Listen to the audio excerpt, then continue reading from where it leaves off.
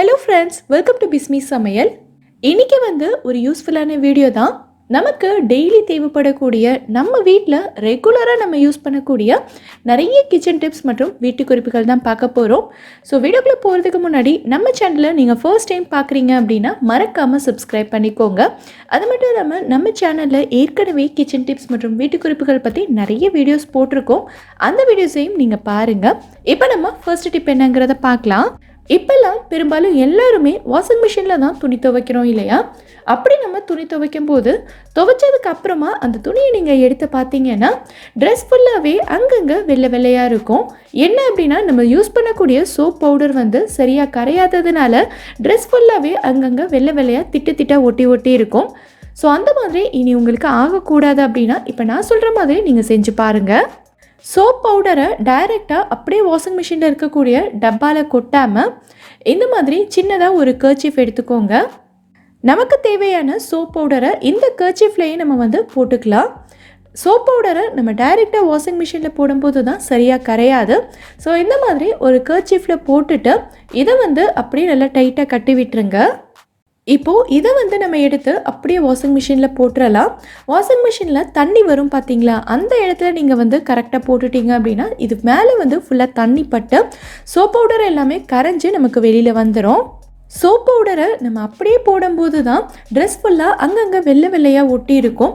So இந்த மாதிரி நம்ம போடும்போது சோப் பவுடர் ஃபுல்லாகவே கரைஞ்சி தான் வெளியில் வரும். ஸோ எந்த ட்ரெஸ்லேயுமே உங்களுக்கு வெள்ளை வெள்ளையாக இருக்காது. இனி இந்த மாதிரி நீங்கள் ட்ரை பண்ணி பாருங்கள், சூப்பராக ஒர்க் அவுட் ஆகும். இந்த டிப் உங்களுக்கு யூஸ்ஃபுல்லாக இருந்ததுன்னா வீடியோக்கு ஒரு லைக் கொடுங்க. இப்போ நம்ம அடுத்த டிப் என்னங்கிறத பார்க்கலாம். இங்கே நான் வடிகட்டி தான் எடுத்திருக்கேன். பெரும்பாலும் நம்ம டீ வடிகட்டுற வடிகட்டியெல்லாம் பார்த்தீங்கன்னா ஃபுல்லாகவே ப்ரௌன் கலரில் தான் இருக்கும். அது மட்டும் இல்லாமல் டீ துகள்கள்லாம் அந்த ஓட்டையில் அங்கங்கே மாட்டிக்கிட்டு ஒரு மாதிரி கருப்பு கருப்பாக இருக்கும். இதை நம்ம ஸ்க்ரப்பர் போட்டு தேய்ச்சாலும் போகாது. ஸோ இதை நல்ல புது வடிகட்டி மாதிரி நல்ல பளிச்சுன்னு எப்படி க்ளீன் பண்ணுறதுன்னு தான் பார்க்க போகிறோம்.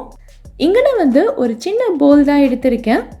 இதில் 1/2 டீஸ்பூன் அளவுக்கு பேக்கிங் சோடா சேர்த்துக்கிறேன். இதை நம்ம எப்போவுமே சமையலுக்கு யூஸ் பண்ணுற ஆப்ப சோடா தான்.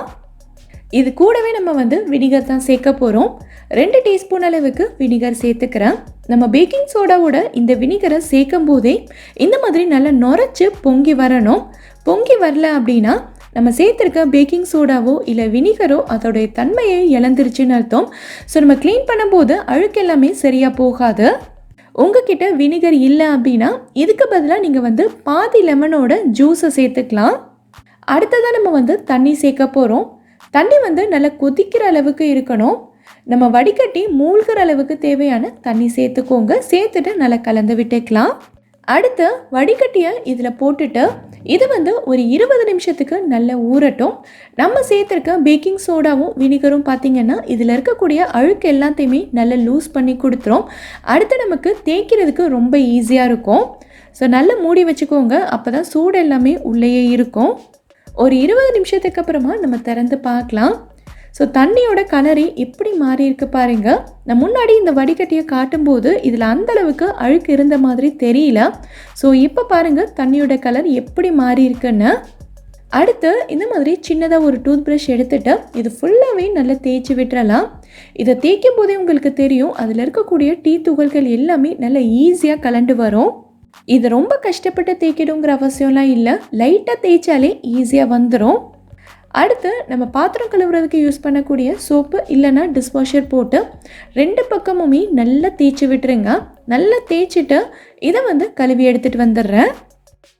இப்போ பாருங்கள் நம்மளோட வடிகட்டி எவ்வளோ பளிச்சுன்னு புதுசு மாதிரி இருக்குன்னு.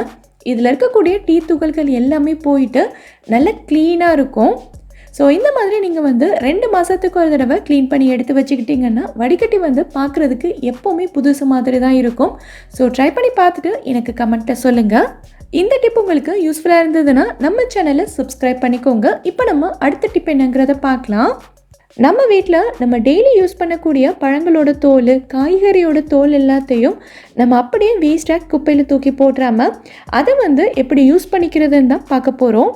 இங்கே நான் வாழைப்பழத்தோட தோலும் அவக்காடோட தோலும் தான் எடுத்திருக்கேன். பொதுவாகவே வாழைப்பழத்தோட தோல்லலாம் பார்த்திங்கன்னா நிறைய சத்துக்கள் இருக்குது. அதில் இருக்க ஒன்று மட்டும் இப்போ நான் உங்களுக்கு சொல்கிறேன். இந்த மாதிரி ஏதாவது ஒரு வேஸ்டான டப்பா எடுத்துக்கோங்க. இதில் நம்ம வச்சுருக்க தோல் எல்லாத்தையும் சேர்த்துடலாம். இந்த தோல் தான் சேர்க்கணும், அந்த தோல் தான் சேர்க்கணும்னு கிடையாது. உங்கள் வீட்டில் என்னென்ன காய் பழங்கள்லாம் இருக்கோ அதோட எல்லா தோலையுமே நீங்கள் வந்து சேர்த்துக்கலாம். இப்போது இந்த டப்பா ஃபுல்லாகவே நான் வந்து தண்ணி ஊற்றி வச்சிடுறேன். இது வந்து இந்த ஒரு நாளைக்கு அப்படியே இருக்கட்டும். அடுத்த நாள் காலையில் இந்த தோல் எல்லாத்தையும் எடுத்துட்டு இந்த தண்ணியை மட்டும் நீங்கள் வந்து உங்கள் வீட்டில் இருக்கக்கூடிய செடிகளுக்கு ஊற்றிட்டு வரலாம். இந்த மாதிரி நம்ம செய்யும்போது செடிகளுக்கு தேவையான சத்துக்கள் ஈஸியாகவே கிடச்சிரும். அது மட்டும் இல்லாமல் பூ பூக்கிற செடிக்கெல்லாம் நீங்கள் ஊற்றுனீங்கன்னா நிறைய பூ பூக்கும். இந்த டிப் வந்து உங்களுக்கு சூப்பராக ஒர்க் அவுட் ஆகும். நீங்கள் கண்டிப்பாக ட்ரை பண்ணி பார்க்கணும். அடுத்ததாக பார்த்தீங்கன்னா கிச்சனுக்கு தேவையான ஒரு சூப்பரான ப்ராடக்ட் பற்றி தான் பார்க்க போகிறோம். பாஷ் பிளாஸ்டிக் வேரோட ஏர்டைட் கண்டெய்னர் இது வந்து 3 கண்டெய்னர் சேர்ந்து ஒரு செட்டாக வரும். ஒவ்வொன்றுமே பார்த்திங்கன்னா 1 லிட்டர் அளவுக்கு பிடிக்கும். ஸோ நிறைய பொருட்கள் போட்டு நம்ம ஸ்டோர் பண்ணிக்கலாம். இது ஸ்கொயர் ஷேப்பில் இருக்கிறதுனால கிச்சனில் நமக்கு நிறைய இடத்தையும் அடைக்காது. இதோட மூடியில் பார்த்திங்கன்னா சின்னதாக ஒரு கிளிப் மாதிரி கொடுத்துருப்பாங்க. அதை மேலே தூக்கி விட்டுட்டு நம்ம வந்து ஓப்பன் பண்ணிக்கலாம். கொஞ்சம் கூட காற்று போகாமல் நல்ல ஏர்டைட்டாக இருக்கும். இதோட பிளாஸ்டிக்குமே பார்த்திங்கன்னா சூப்பரான குவாலிட்டி. கை தவறி கீழே விழுந்தால் கூட டக்குன்னு உடையாது. ஃபுட் கிரேட் பிளாஸ்டிக் தான். அது மட்டும் இல்லாமல் இது வந்து dishwasher safe and microwave safe. இதோட மூடியை மட்டும் தனியாக கழட்டி வச்சுட்டு நீங்கள் மைக்ரோவேவ்லையும் யூஸ் பண்ணிக்கலாம். அது மட்டும் இல்லாமல் இது வந்து லீக் ப்ரூஃப். இதில் நீங்கள் தண்ணி ஊற்றிட்டு தலைகீழே கவுத்தி பிடிச்சா கூட ஒரு சொட்டு தண்ணி கூட வெளியில் வராது. நீங்கள் வெளியில் எங்கேயாவது ட்ராவல் பண்ணுறீங்க, குழம்பு ஊற்றி எடுத்துகிட்டு போகணும், இல்லை மோரெல்லாம் ஊற்றி எடுத்துகிட்டு போகணுன்னா சூப்பரான கண்டெய்னர்னு சொல்லுவேன். நல்ல ஏர்டைட்டாக இருக்கிறதுனால பருப்பு, கடலை இல்லை மாவு பொருட்கள்லாம் நம்ம போட்டு வச்சுருந்தோன்னா நிறைய நாளைக்கு வண்டு பூச்சியெல்லாம் வராமல் நல்லா ஃப்ரெஷ்ஷாகவே ஸ்டோர் பண்ணிக்கலாம். இது வந்து அமேசான், ஃப்ளிப்கார்ட்லலாம் அவைலபிளாக இருக்குது. ரொம்ப ரீசனபிள் ரேட் தான். டிஸ்கிரிப்ஷன் பாக்ஸில் லிங்க் கொடுத்துருக்கேன். உங்களுக்கு வேணும்னா கிளிக் பண்ணி பாருங்கள். அடுத்ததாக பார்த்தீங்கன்னா ரொம்ப ரொம்ப சிம்பிளாக ஒரு 5 நிமிஷம் வேலை தான். குட்டீஸ் எல்லாருக்குமே ரொம்ப ரொம்ப பிடிச்ச சாக்லேட் கப் கேக் தான் செய்ய போகிறோம். இந்த கேக் பார்த்திங்கன்னா நல்ல சாஃப்டாக அவ்வளோ மாய்ஸ்டாக இருக்கும். எப்படி செய்கிறதுன்னு பார்க்கலாம். நான் இன்றைக்கி வந்து 1 கப் அளவுக்கு மைதா எடுத்திருக்கேன். நம்ம எந்த கேக் செய்கிறதா இருந்தாலும் சரி, ரொம்ப ரொம்ப பேசிக்கான விஷயம் என்னென்னா நம்ம சேர்க்குற ஒவ்வொரு பொருளையும் சல்லடையில் போட்டு நல்லா சலிச்சுட்டு தான் சேர்க்கணும். அப்போ தான் கட்டி இல்லாமல் கேக் வந்து நல்லா ஸ்மூத்தாக வரும். இது கூடவே 1/2 கப் அளவுக்கு கோகோ பவுடர் சேர்த்துக்கிறேன். இந்த கோகோ பவுடர் சேர்க்காம இதை வந்து நீங்கள் பிளைன் வெண்ணிலா கேக்காகவும் செய்யலாம். நான் இன்றைக்கி வந்து சாக்லேட் கேக் தான் செய்ய போகிறேன். ஒரு 1/2 டீஸ்பூன் அளவுக்கு உப்பு சேர்த்துட்டு 1 டீஸ்பூன் அளவுக்கு பேக்கிங் பவுடர் சேர்த்துக்கிறேன். கூடவே 1/2 டீஸ்பூன் அளவுக்கு பேக்கிங் சோடா. இப்போ இது எல்லாத்தையும் நல்லா சலிச்சு எடுத்துக்கலாம். கோகோ பவுடர் எல்லாம் பார்த்திங்கன்னா அங்கங்கே லைட்டாக கட்டி கட்டியாக இருக்கும். அது எல்லாத்தையுமே ஸ்பூன் வச்சு நல்லா உடச்சி விட்டு கட்டி எதுவுமே இல்லாமல் சலிச்சு எடுத்துக்கலாம். அடுத்ததாக 1 கப் அளவுக்கு சுகர் சேர்த்துக்கலாம். நான் இன்றைக்கி வந்து சுகரை பவுடர் பண்ணாமல் தான் சேர்த்துருக்கேன். இந்த ரெசிபிக்கு நம்ம பவுடர் பண்ண வேண்டிய அவசியம் கிடையாது. 3/4 கப்பில் இருந்து 1 கப் வரைக்கும் சுகர் உங்களுக்கு கரெக்டாக இருக்கும். இப்போ இது எல்லாத்தையுமே நல்லா கலந்து விட்டுக்கலாம். இந்த ரெசிபிக்கு தேவையான மாவு பொருட்கள்னு பார்த்திங்கன்னா இவ்வளோ தான். அடுத்ததாக 1 முட்டையை உடைச்சி சேர்த்துக்கிறேன். அடுத்ததாக 1/4 கப் அளவுக்கு எண்ணெய் சேர்த்துக்கிறேன்.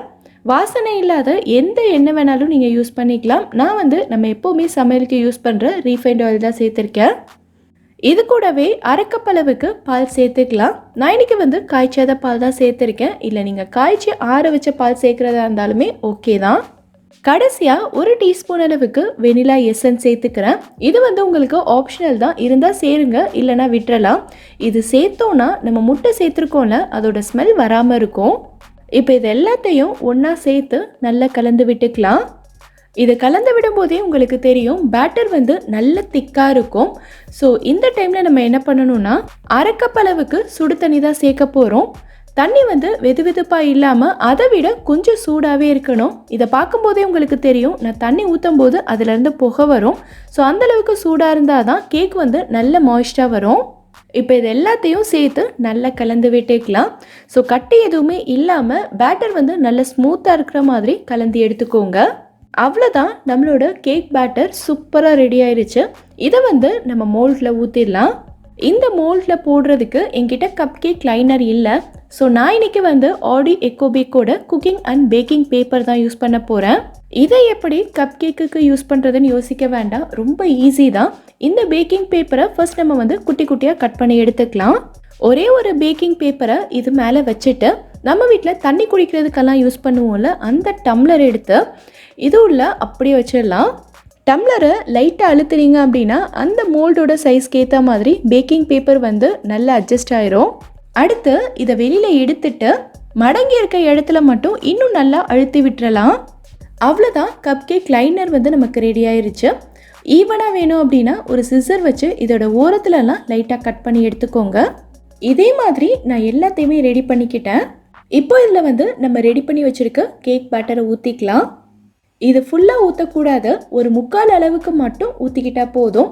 கேக் வந்து பேக் ஆகி வரும்போது நமக்கு ஃபுல்லாக வரும். இப்போது இதை வந்து 170 டிகிரி செல்சியஸில் ஒரு 18லேருந்து 20 நிமிஷத்துக்கு பேக் பண்ணி எடுத்துக்கலாம். உங்ககிட்ட அவன் இல்லை அப்படின்னா ஒரு கடாயில் அடியில் வந்து தூள் உப்பு போட்டு ஃபுல்லாக பரப்பி விட்டுக்கோங்க. அதுக்கு மேலே ஒரு ஸ்டாண்ட் வச்சுட்டு இந்த கேக் மோல்டை அது மேலே வச்சு நீங்கள் வந்து பேக் பண்ணிக்கலாம். நம்ம சேனல்லையே அவன் இல்லாமல் எப்படி கேக் செய்கிறதுங்கிற வீடியோ நான் ஏற்கனவே போட்டிருக்கேன். ஸோ உங்களுக்கு வேணும்னா நீங்கள் செக் பண்ணி பாருங்கள். ஸோ இந்த கேக் பார்த்தீங்கன்னா சூப்பர் சாஃப்டாக நல்ல மாய்ஸ்டாக வரும். குட்டீஸ் எல்லாருக்குமே ரொம்ப ரொம்ப பிடிக்கும். ஸோ கண்டிப்பாக ட்ரை பண்ணி பாருங்கள். இந்த வீடியோவில் நான் சொல்லியிருக்க டிப்ஸ் எல்லாமே உங்களுக்கு ரொம்பவே யூஸ்ஃபுல்லாக இருந்திருக்கும்னு நினைக்கிறேன். இதிலிருந்து ஏதாவது ஒரு டிப் உங்களுக்கு யூஸ்ஃபுல்லாக இருந்தாலும் மறக்காமல் எனக்கு கமெண்ட்டில் சொல்லுங்கள். இந்த வீடியோ பிடிச்சிருந்தா லைக் பண்ணுங்கள். உங்கள் ஃப்ரெண்ட்ஸ் உங்கள் ஃபேமிலி மெம்பர்ஸ்க்கு இந்த வீடியோ யூஸ்ஃபுல்லாக இருக்கும்னு நினச்சிங்கன்னா கண்டிப்பாக ஷேர் பண்ணுங்கள். மறக்காமல் நம்ம பிஸ்மி சமையலுக்கு சப்ஸ்கிரைப் பண்ணிவிட்டு பக்கத்தில் இருக்கக்கூடிய பெல் ஐகானில் ஆப்ஷன் ஆலும் கிளிக் பண்ணுங்கள். தேங்க்யூ.